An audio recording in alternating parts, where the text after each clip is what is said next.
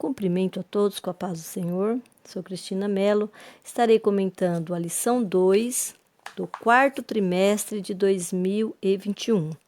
Neste trimestre, as nossas lições bíblicas estão com o tema O Apóstolo Paulo, Lições da Vida e Ministério do Apóstolo dos Gentios para a Igreja de Cristo.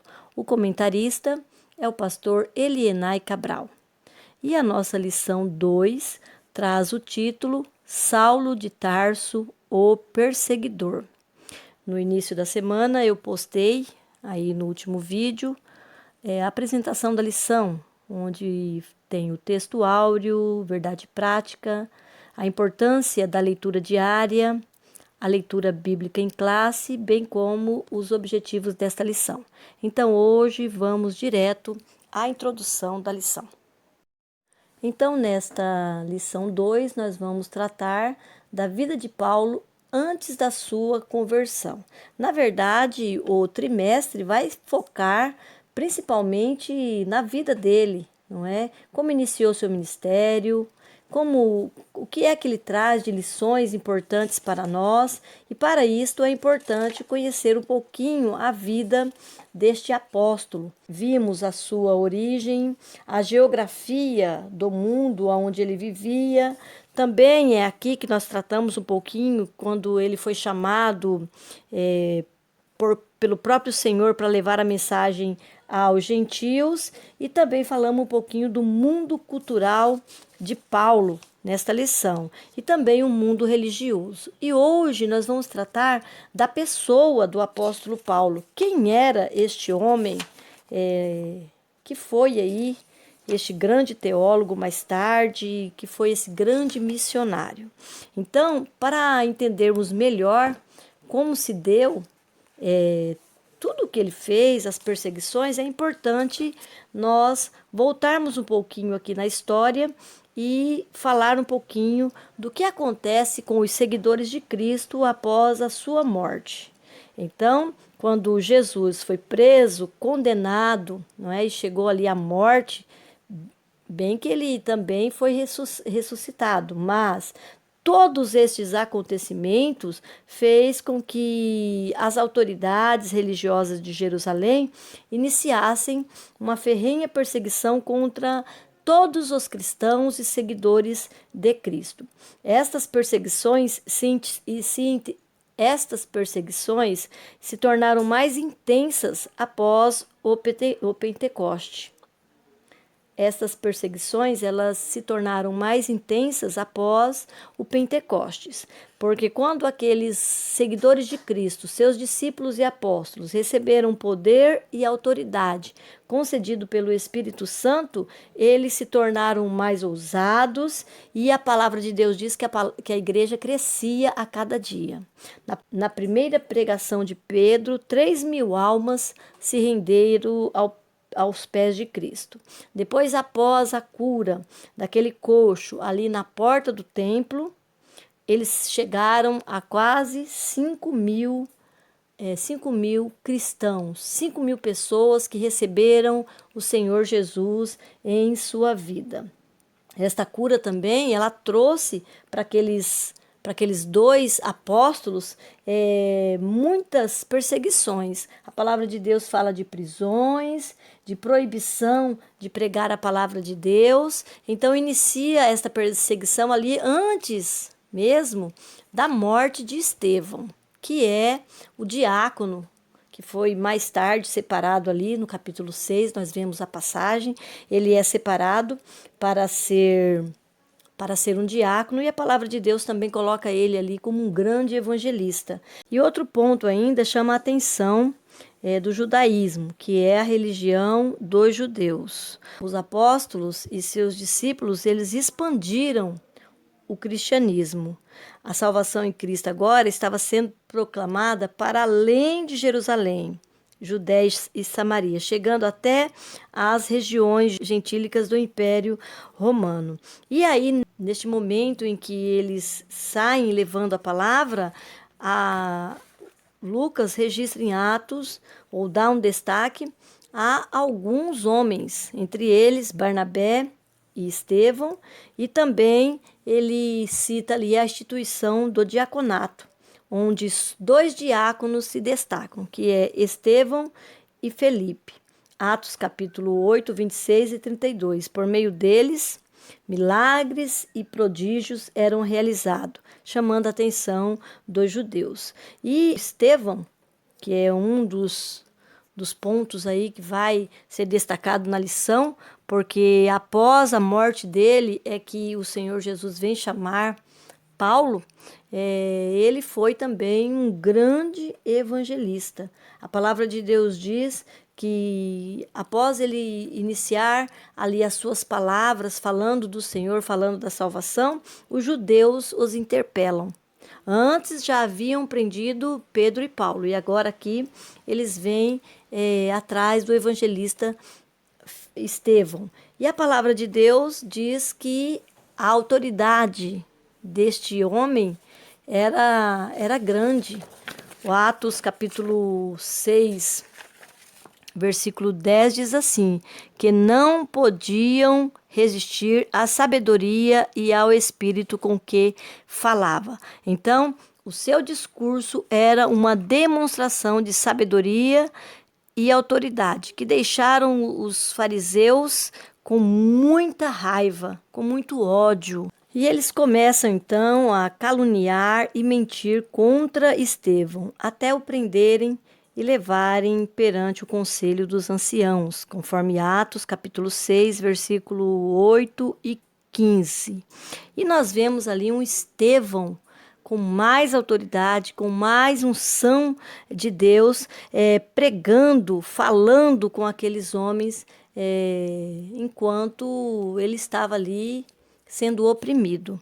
E a palavra de Deus diz que eles se enfureceram mais ainda e o apedrejaram e o mataram. Atos capítulo 7, versículo 2 a 57. E aqui já inicia a passagem onde Paulo é citado uma primeira vez, porque as suas vestes manchadas de sangue foram colocadas aos pés de Saulo de Tarso, conforme Atos capítulo 7, 58. E a partir deste momento do assassinato de Estevão, Saulo, ele pareceu, ou parece a palavra, é o que mostra a palavra de Deus, ele se torna ainda muito mais zeloso. E não é um zelo com amor. A palavra zelo, ela é um cuidado, não é? Um amor que nós devemos ter com a doutrina, com a palavra de Deus. Mas aqui, na vida de Saulo, era um zelo levando à destruição, à perseguição, contra os cristãos. Ele mesmo fala, não é? Nós vamos ver mais à frente as suas características de perseguidor implacável.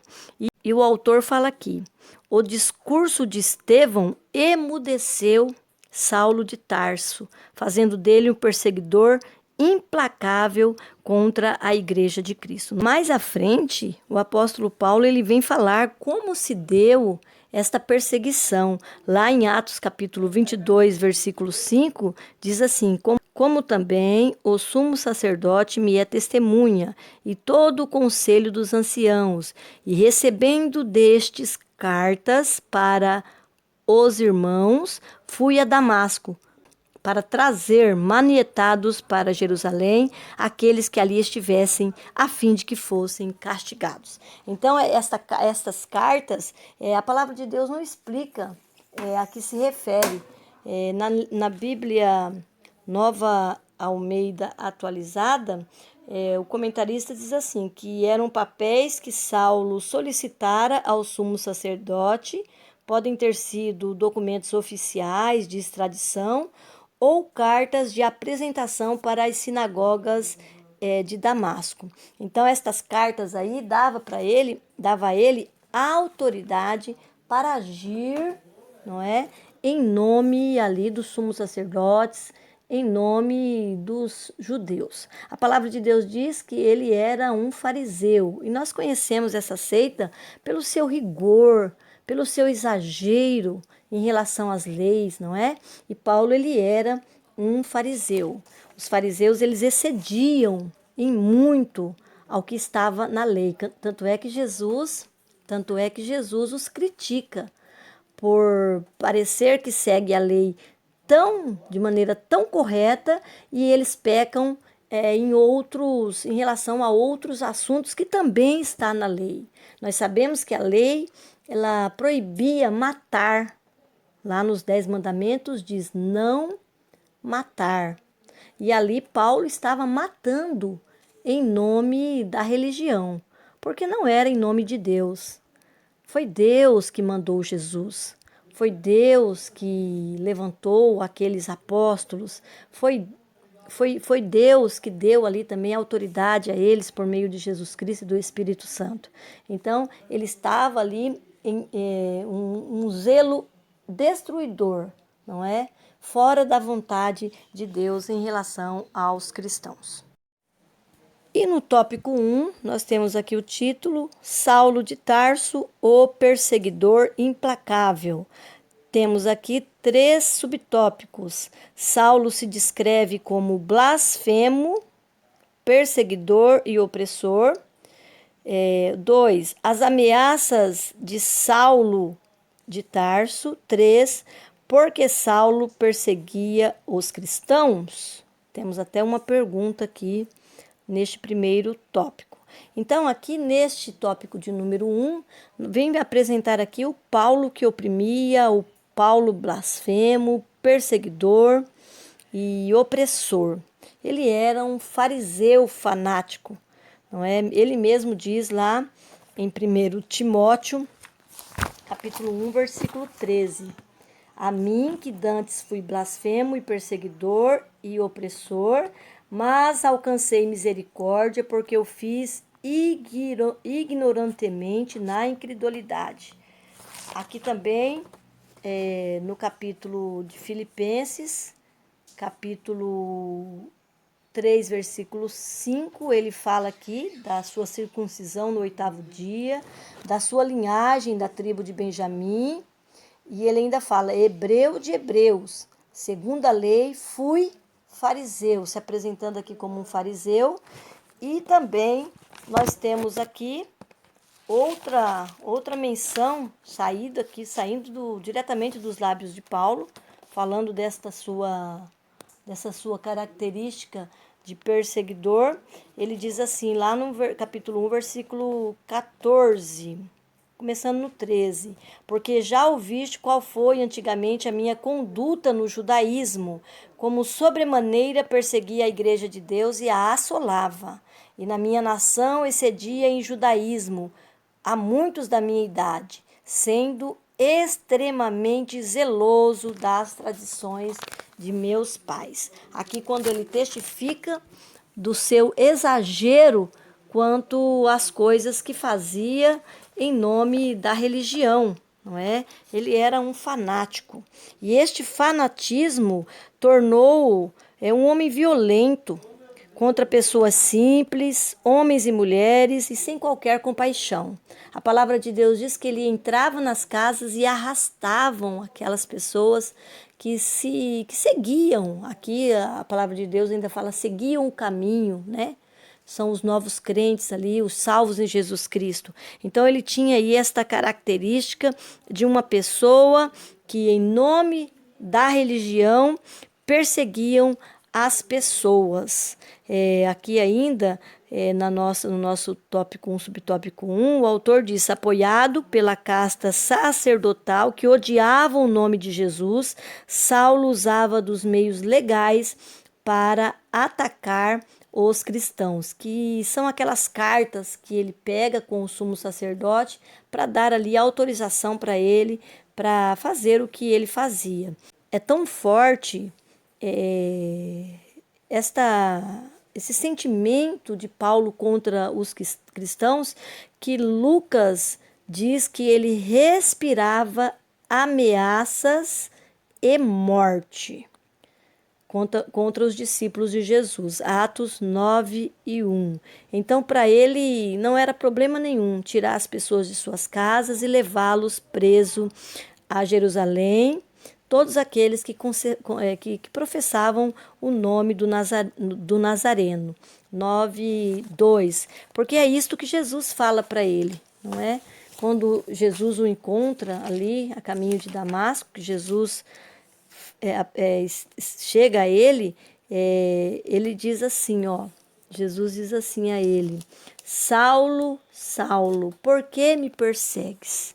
Era uma perseguição ao próprio Senhor quando ele afligia a igreja de Cristo. No subtópico 2, as ameaças de Saulo de Tarso.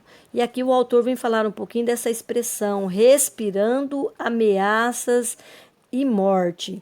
É aqui uma descrição, como o autor diz, de maneira figurada, como uma fera selvagem que ameaça sua presa, não é? Ele era uma espécie de exterminador que levava aqueles homens simples à prisão sem qualquer piedade.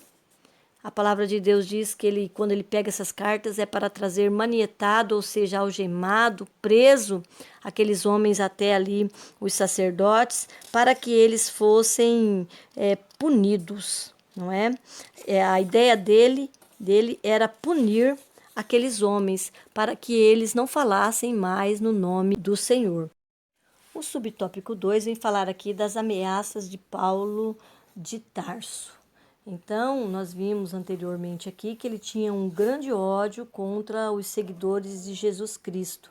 E isso fez com que ele fosse a Damasco. Esta região ali era mais ou menos 217 quilômetros de Jerusalém. Uma pessoa que saísse de Jerusalém a Damasco a pé levaria aí quase 6 dias para chegar nesta cidade. Ali havia umas 30 a 40 sinagogas e já havia ali alguns cristãos. Provavelmente, quando eles foram dispersos, após ali as primeiras perseguições aos apóstolos, a palavra de Deus diz que os discípulos, eles saíram, foram dispersos.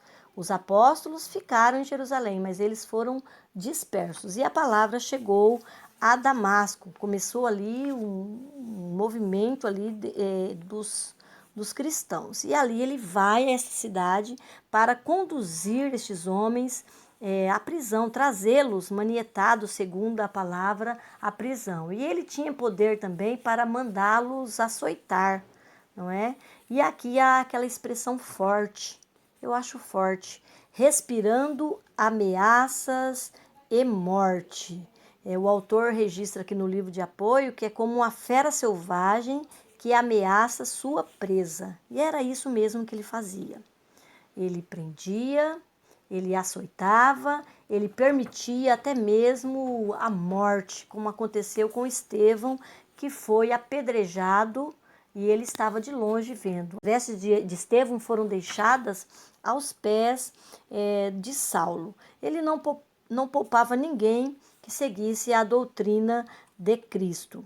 Então, ele tinha este zelo destrutivo, não é, pela Torá, e ele considerava esta pregação do nome de Jesus uma blasfêmia, não é? Algo errado, porque pela lei ele sabia, ele conhecia que a pessoa suspensa no madeiro, numa cruz, estaria sob a maldição de Deus, conforme Deuteronômio 21:23. E por isso, para Saulo, Jesus ele foi um blasfemo e não poderia ser o Messias. Mais à frente, falando aos Gálatas, Paulo vem falar da impotência da lei para salvar o homem.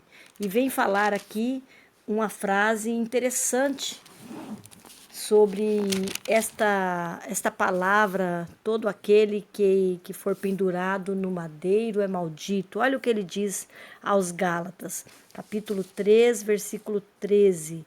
Cristo nos resgatou da maldição da lei, fazendo-se maldição por nós, porque está escrito: maldito todo aquele que for pendurado no madeiro. Cristo, ele se fez maldição por amor à humanidade. Então, Paulo ainda não entendia isso. Paulo entendia que por ter ido à cruz, ele estava sob maldição. Mas ele se fez maldição por amor à humanidade. E o autor ainda diz aqui que ele era como um touro bravo, que ninguém podia deter. E ele fazia tudo isso, todas essas ameaças e mortes, em nome da sua fé na Torá, no conhecimento que ele teve. E é interessante que nós vemos um mestre que o ensinou, que foi Gamaliel, em versos anteriores à sua conversão, ele mostrando clemência aos cristãos. Está lá em Atos capítulo 5, versículo 34. Mas levantando-se no conselho um certo fariseu chamado Gamaliel, doutor da lei, venerado por todo o povo, mandou que, por um pouco, levassem para fora os apóstolos. E ele disse: varões israelitas, acautelai-vos a respeito do que haveis de fazer a estes homens.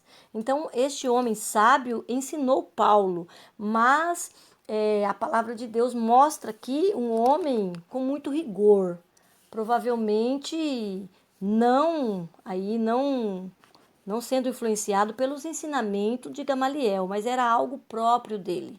Então, ele se descrevendo como blasfemo, perseguidor e opressor, era algo dele mesmo, não é?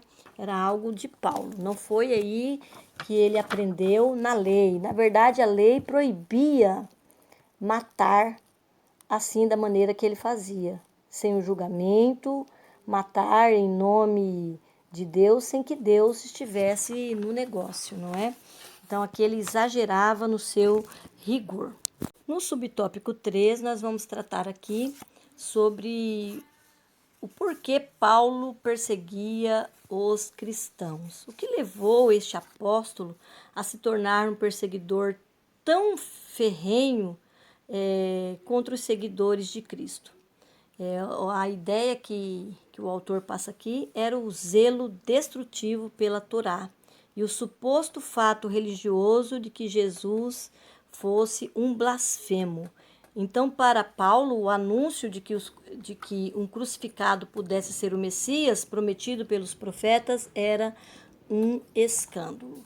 E quando nós vemos aqui falando desta característica do Paulo que torturava, que matava, que açoitava, nós escutamos isso dos seus próprios lábios. São várias as passagens em que ele declara que ele era uma pessoa muito terrível contra os cristãos.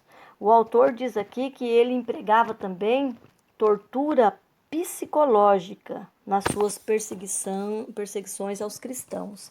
Ele submetia as vítimas não apenas à tortura física para obrigá-las a negarem a fé cristã, mas também torturava psicologicamente, conforme Atos, capítulo 26, 10 e 11. Eu vou fazer a leitura.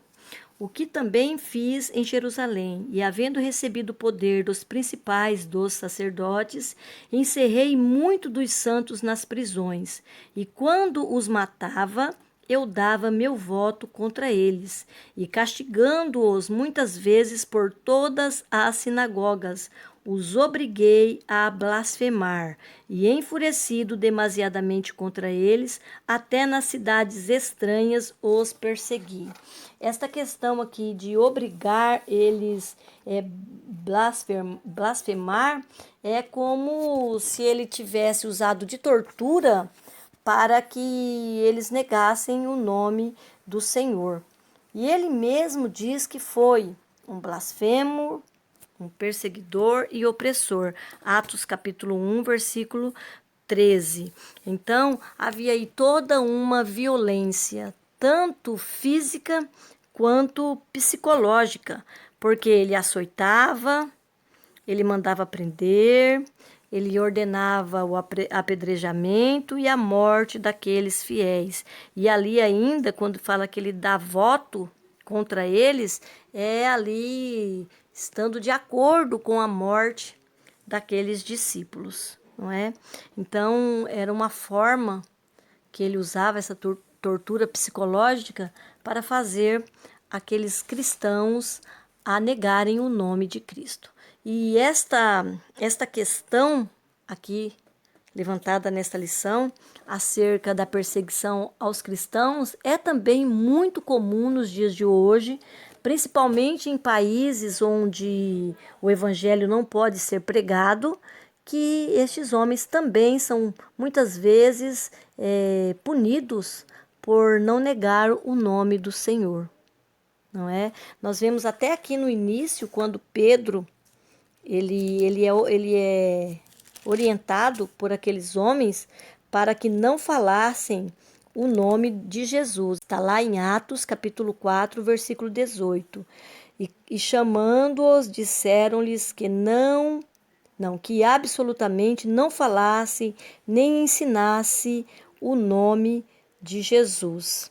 E ali a resposta do apóstolo, porque não podemos deixar de falar do que temos visto e ouvido. E esta realidade também está presente nos nossos dias, na vida de muitos cristãos, por muitos lugares, missionários que são punidos, não é, por falar o nome do Senhor. Esta perseguição contra a igreja, ela iniciou ali, após a morte de Jesus, na vida dos apóstolos, sendo aí Paulo um instrumento de prisões e morte destes discípulos, e elas vieram acontecendo até os dias de hoje, não é? Às vezes nós não temos o conhecimento do que passa muitas pessoas lá fora. Vez ou outra aparece aí nas redes sociais, em notícias, a perseguição contra cristãos.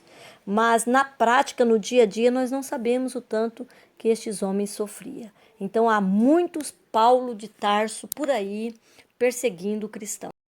O nosso tópico 2 vai trazer o tema a perseguição contra a Igreja de Cristo.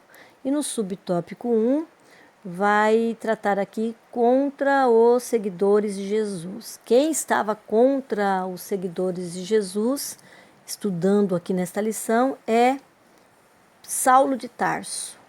Ele foi um grande perseguidor contra a igreja, o corpo de Cristo, uma instituição divina que mais tarde será revelado a ele.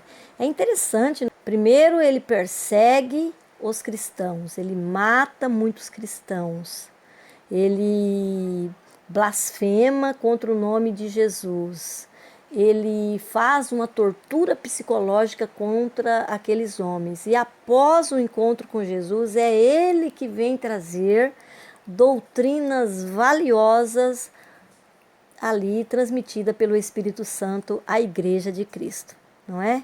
É interessante nós fazermos aqui um contraponto de tudo o que ele fez ao que mais tarde ele faria por esta mesma igreja. Quando nós vemos o despojamento deste homem, deixando tudo para trás, dando até mesmo a sua vida por amor da igreja, por amor dos gentios. Nós não vemos Paulo falando de sua vida pessoal, não é? A vida de Paulo foi servir a Cristo, o Cristo que ele persegue, como está aqui descrito neste subtópico 2. Então, toda esta respiração de ameaças e mortes citadas em Atos 9:1 contra os seguidores de Cristo era para acabar com a igreja, que mais tarde ele ensinaria, traria consolo, traria doutrinas aí que marcam até mesmo a nós nos dias de hoje. Então Paulo, ele atingiu sim pessoas que representavam ao Senhor Jesus, não é? E um destes homens foi Estevão, que é o que está registrado aqui no nosso subtópico 2, com o título Saulo de Tarso e Estevão. Então nós vemos aqui Saulo, um homem erudito da lei, não é? Um grande zelo, ele se apresenta como um grande zelo, um zelo extremo às leis de Deus, e nós vemos um outro homem que também era um homem conhecedor da lei, conhecedor das histórias da vida de Israel. Só que Paulo não reconhecia Jesus como Messias. E Estevão teve este encontro maravilhoso com o Salvador, recebeu ali, provavelmente, entre aqueles homens que receberam no Pentecoste o batismo no Espírito Santo, ele recebeu também o batismo no Espírito Santo, e quando ele falava com tanta autoridade, sobre todo o conhecimento da lei, que deixavam aqueles homens assim admirados, porque ele tinha muita autoridade recebida do Espírito Santo para falar de Jesus. Ele é o primeiro mártir da igreja, né, conforme a palavra de Deus nos fala, não é? E era um homem cheio do Espírito Santo, conhecedor da teologia judaica, e pregava ali com grande autoridade. E o discurso inflamado de Saulo, diz o autor aqui nesta passagem, é respaldado pelos oponentes dos seguidores de Jesus. E ele deparou-se com outro discurso, mas este provavelmente da sabedoria do Espírito, que foi aquele dito por Estevão, Atos 6:10. Então, o conhecimento de Paulo acerca da Torá era mínimo em relação a tudo aquilo que Estevão recebera do Espírito Santo, não é? Ele fala com grande autoridade. Olhando aqui o capítulo 6 e 7, do início do ministério de Estevão e da sua fala, não é? Trazendo ali uma história de Israel até chegar a Jesus, ao nome de Jesus. E a palavra de Deus diz lá no capítulo 7, versículo 54, e ouvindo eles isto, enfureciam em seu coração e rangiam os dentes. Porque no versículo anterior, a fala de Estevão é falando daquela lei que eles haviam recebido. Veja lá, versículo 53. Vós que recebestes a lei por ordenação dos anjos e não a guardaste. Então, quando ele confronta aqui a fé deles, eles se enfurece mais e mais. E no versículo 55 fala que Estevão, estando cheio do Espírito Santo e fixando os olhos no céu, viu a glória de Deus e Jesus que estava à direita de Deus. E é isto que ele fala àqueles homens, que ele está vendo Deus e Jesus à sua direita. Ali ele é apedrejado, não é?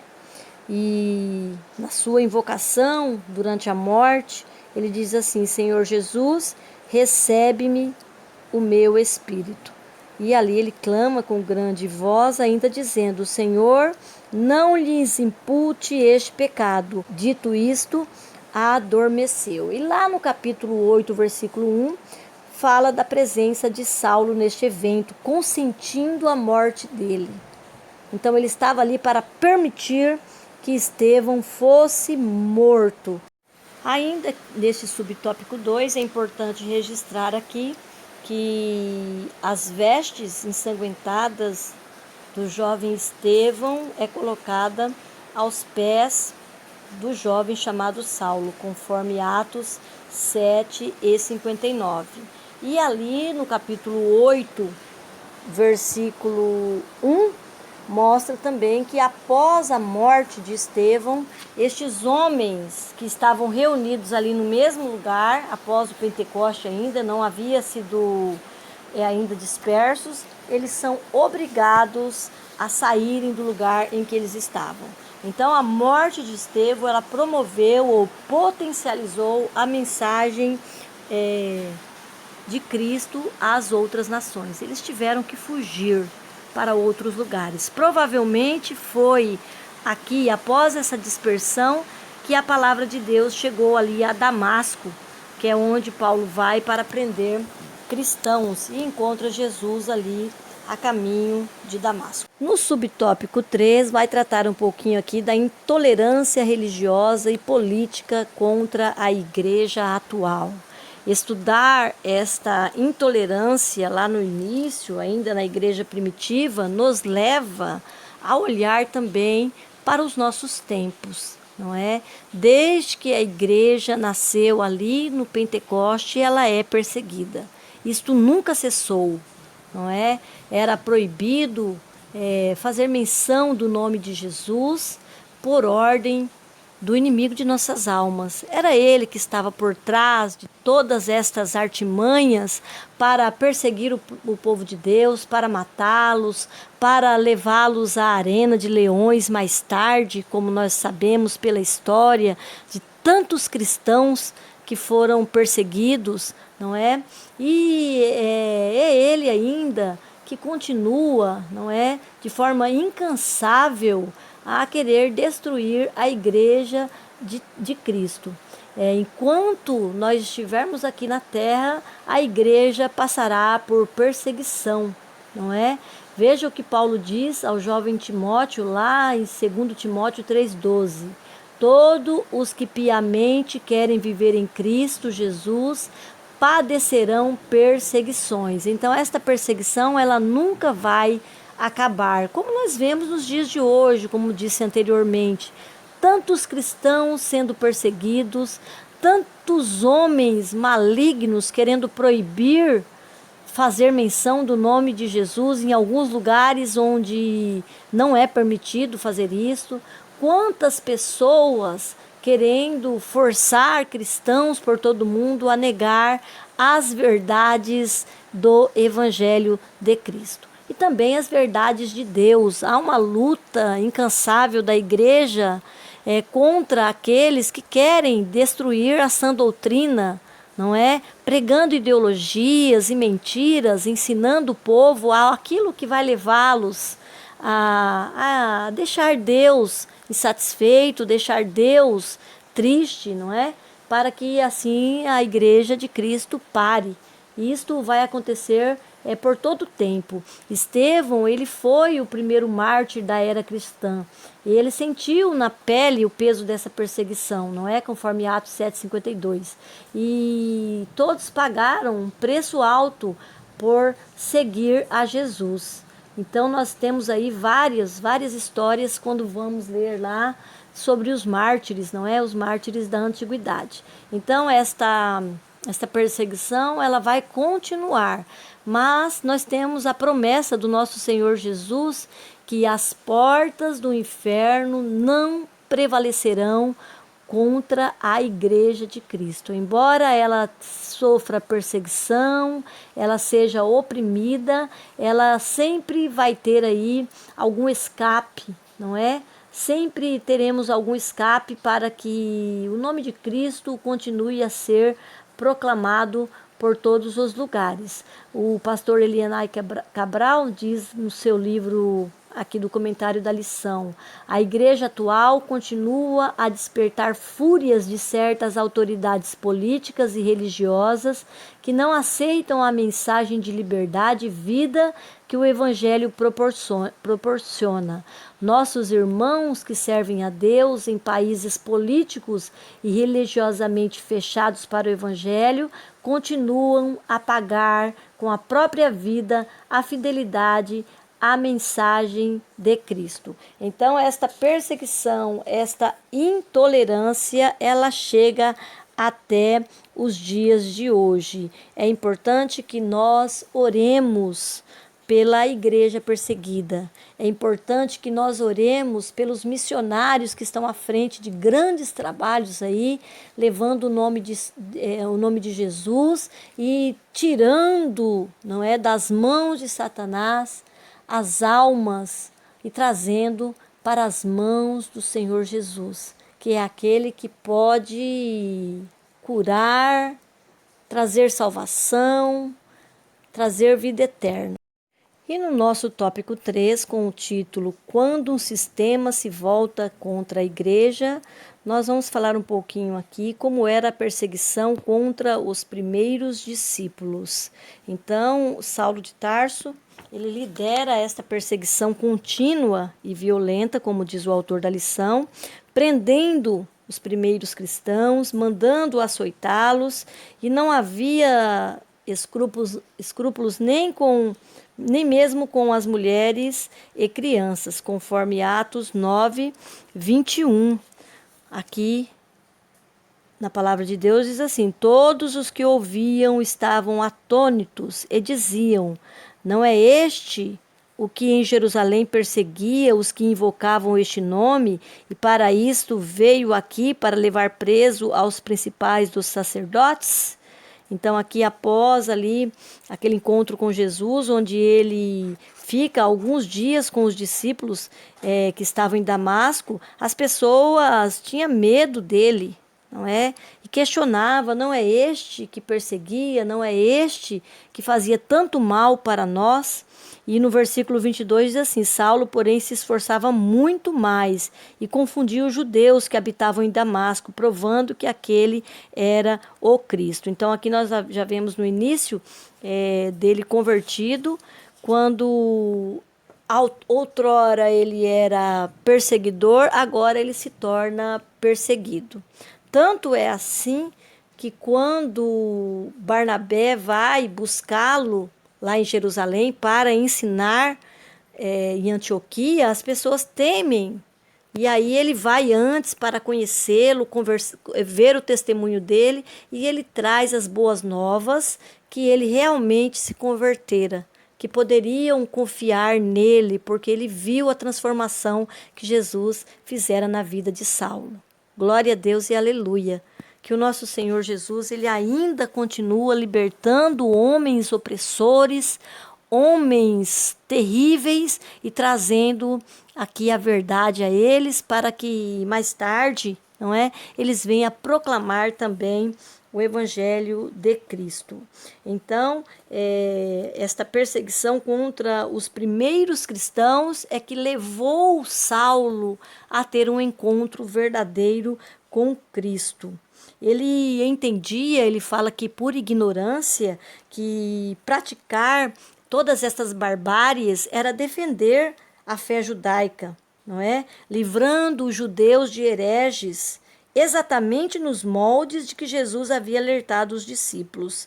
Jesus havia dito aos discípulos de como seria. Olha o que Jesus diz lá em João 16:2: expulsar-vos-ão das sinagogas.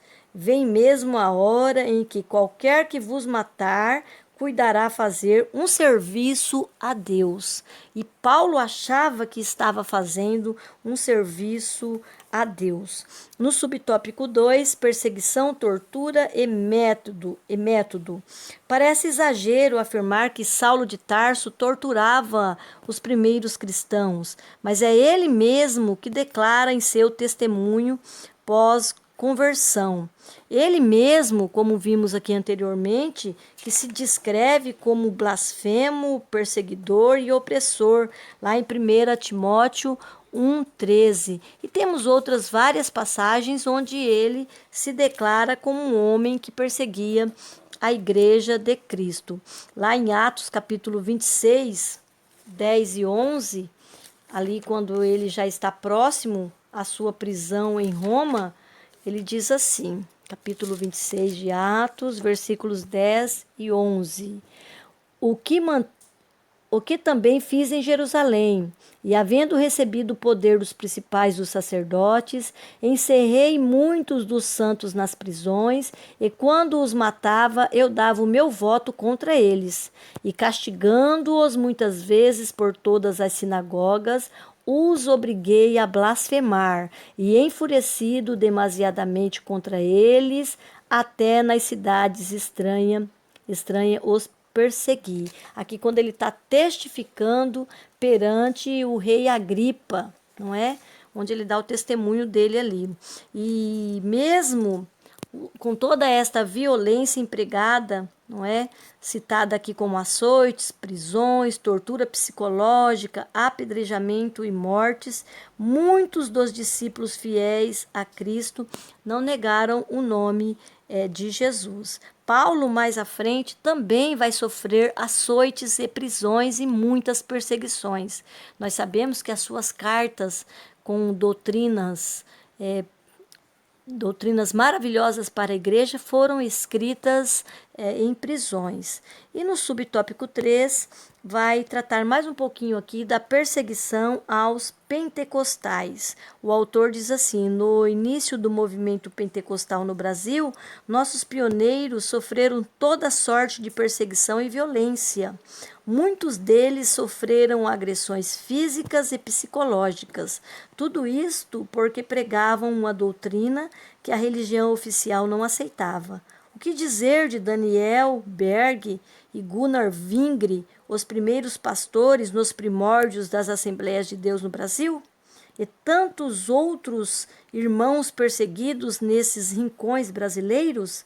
Ao olhar para o passado, devemos enxergar o presente e conscientizar-nos de que a obra pentecostal custou alto preço.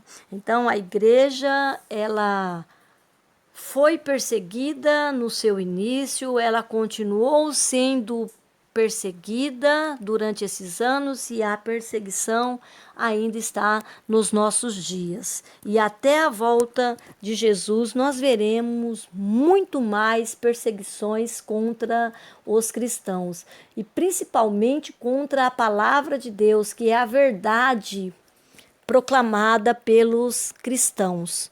Hoje já existe aí um grupo de pessoas que não crê mais, não é, na volta de Jesus. Hoje ainda há também aí alguns que riem quando nós falamos que Jesus irá arrebatar a igreja. Então são doutrinas preciosas para a igreja que muitas vezes aí nas redes sociais, em pregações até, vem falar contra.